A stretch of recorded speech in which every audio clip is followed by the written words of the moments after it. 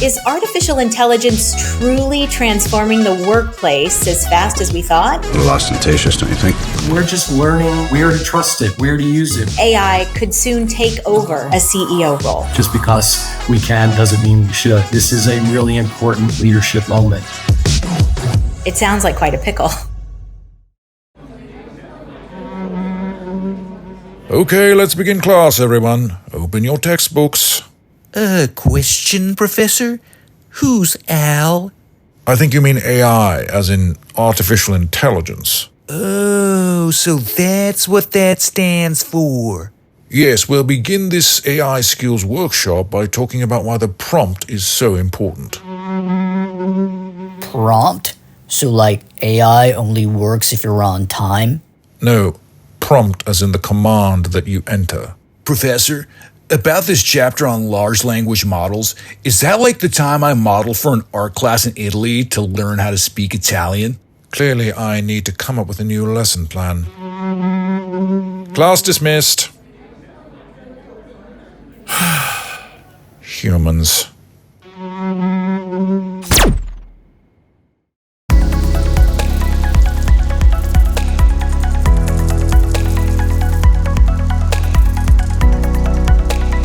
Hi, I'm Jill Wildfong, Chief Marketing Officer for Korn Ferry, and this is Briefings, our deep dive into topics that corporate leaders need to care about. AI, two letters that have rocked the business world over the last year and a half. But as we come out of the honeymoon phase, is artificial intelligence truly transforming the workplace as fast as we thought? One study found that just 10% of companies are implementing generative AI projects at scale, and only 15% are seeing any positive impact on earnings. Listen, nobody denies the potential power of AI, but it seems humans may be the ones holding things up. In a Korn Ferry survey, over 240 CEOs and senior executives, 40% of them cited a lack of AI-related knowledge and skills within their HR team as the biggest obstacle to AI integration. So, today, let's get to the bottom of why I don't yet have my very own R2D2 or C3PO to help me build a marketing strategy and manage my team. In other words, AI, where are you?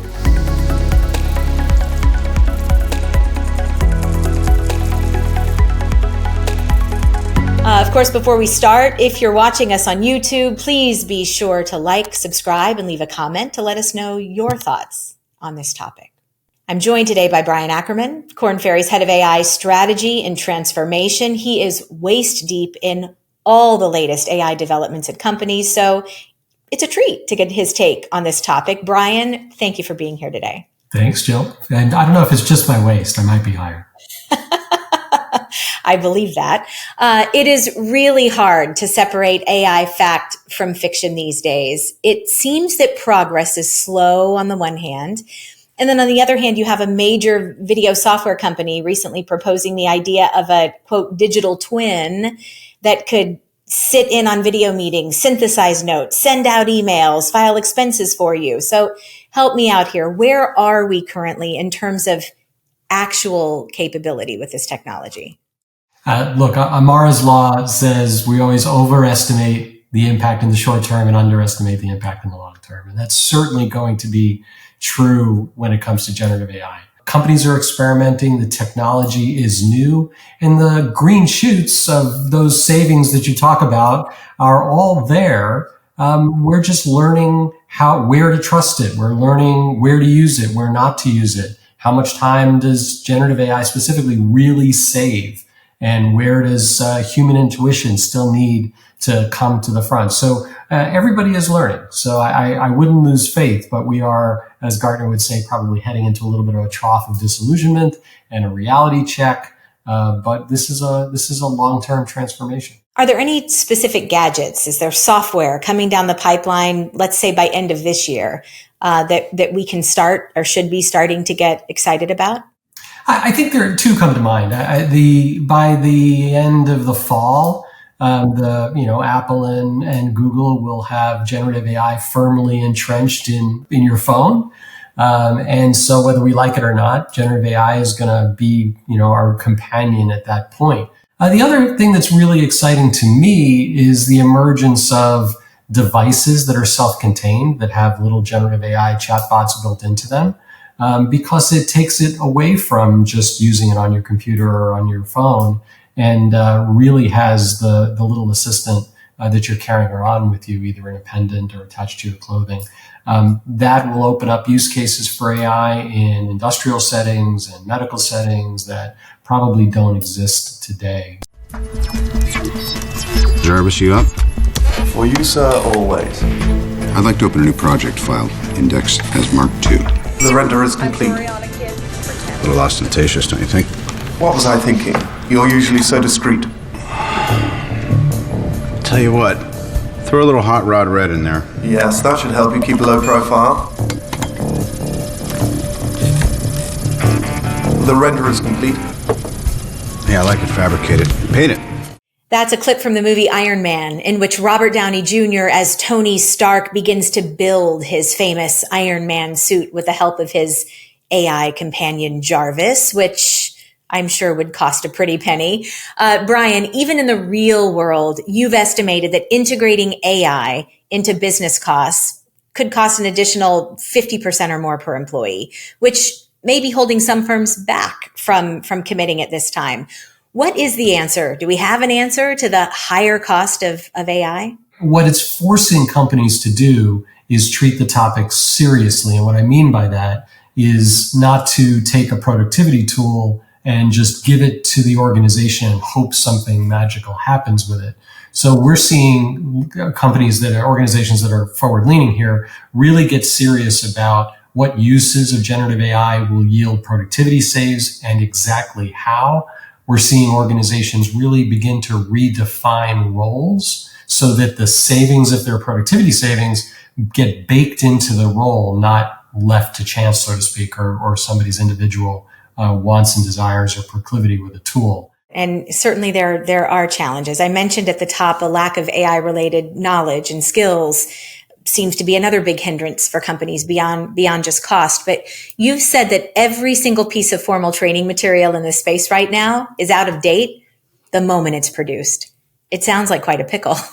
What then should firms do to combat the skills gap? What we're recommending, certainly what we're doing ourselves, is turning to our own communities. The most effective way to learn skills around the use of generative AI is from people using it every day in their jobs. So this is a wonderful opportunity for organizations to reassert the role of the community in their companies and put processes and tools in place that allow the contribution of best practice. We ourselves create short videos of us using generative AI in our daily work, and then we share it with our communities. That's proving to be more timely, more relevant, more focused, frankly, more engaging. It's beginning to create communities around practice and champions around AI. It's serving far better than here is your formal training. That will come, I think, more as the technology settles down a bit. But right now, the answer is learning from each other in the moment. Nice.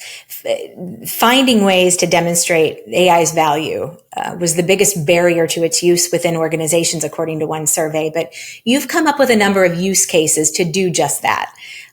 One being turning an assessment report into a coaching tool via AI, which is interesting. Can you walk me through how that would work? Just give us a really tangible example. Yeah. So people have been, taking assessments for development, for a new job, forever and ever.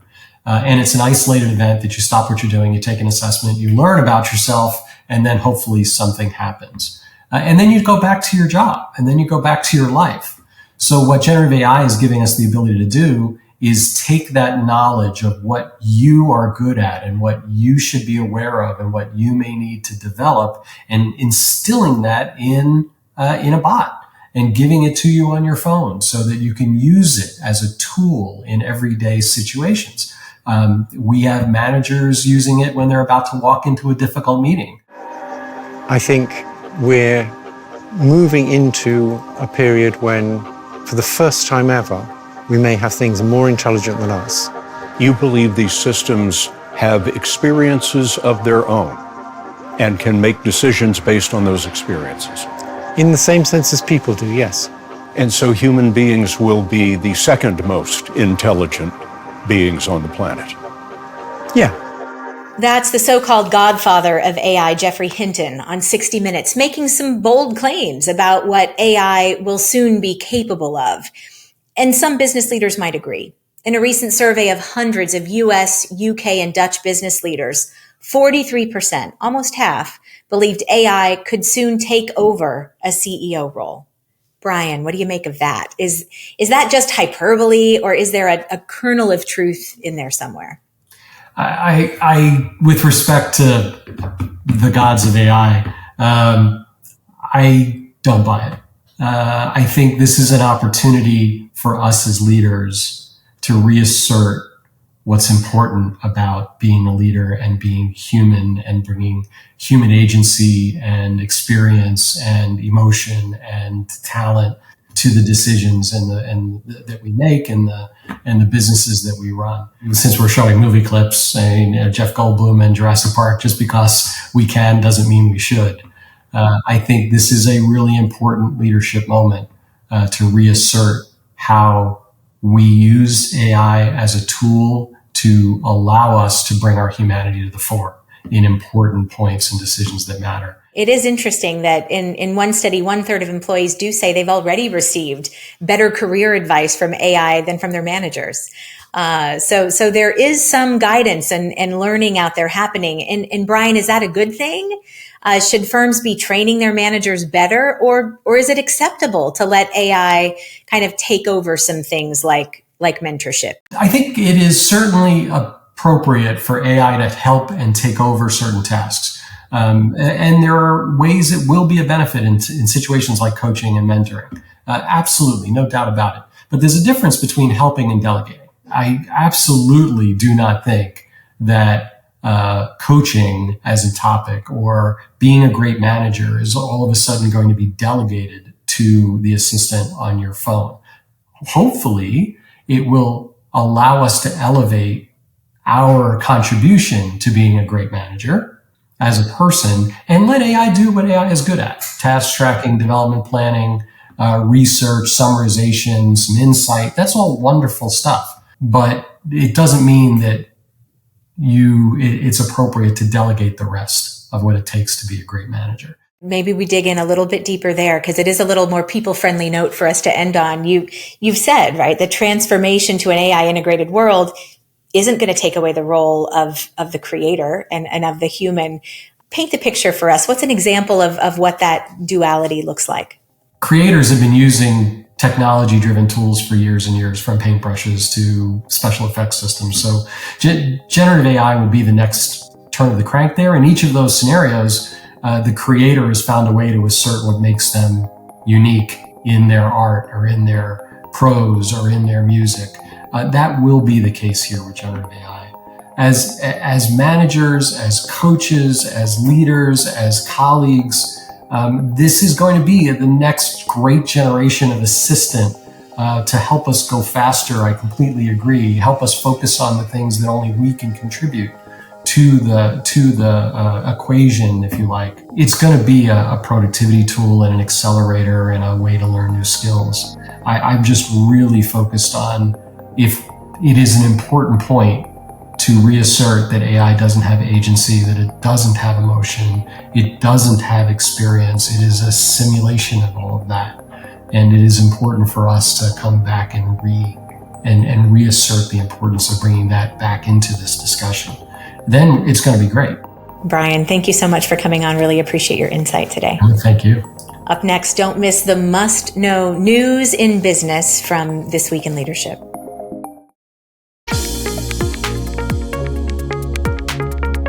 Hi, and welcome to This Week in Leadership. I'm Rupak Bhattacharya, and here's a quick look at what else is happening in business. An innovative solution, Flex Retirement. Flex Retirement is the latest workplace euphemism to describe someone who works on a flexible schedule, whether it's a standard 9 to 5 with extra vacation months or a shorter work week. It can create a headache for managers when coordinating schedules, but experts say accommodating this new trend can be helpful in cases where firms lack the skills brought by a seasoned professional. It's important to reduce the stigma around mental health. Nearly half of HR professionals don't feel comfortable discussing their own mental health at work, and 26% don't feel comfortable asking for mental health resources. It's an issue leaders need to stay on top of, or they risk losing talent and slowing productivity. We are going to be makeup shopping very differently today. Online cosmetic sales are up 8.8% year over year for the first 5 months of 2024. That's impressive compared to an all-sector average of 3%, but experts say it's less impressive for the economy as a whole because it means that consumers are splurging only on lower-priced items while they reduce overall spending. For more insights on business and leadership, head to kornferry.com/insights. The executive producer of Briefings is Jonathan Dahl. Today's episode was produced by Rupak Bhattacharya, Nadira Putri, and Teresa Allen, and it was edited by Jaron Henry McRae. It contains reporting by Russell Perlman, Ariane Cohen, and Peter Loria. Our video segment contains original artwork by Fraser Milton, Haley Kennel, Jonathan Pink, and Sasha Kotschik. Don't forget to read our magazine, available at newsstands and at kornferry.com/briefings. That's it for Korn Ferry Briefings. I'm Jill Wiltfong. See you next time. I know you're the godfather of AI, Brian, but this is the so-called godfather of... I'm that old. I'm just that old.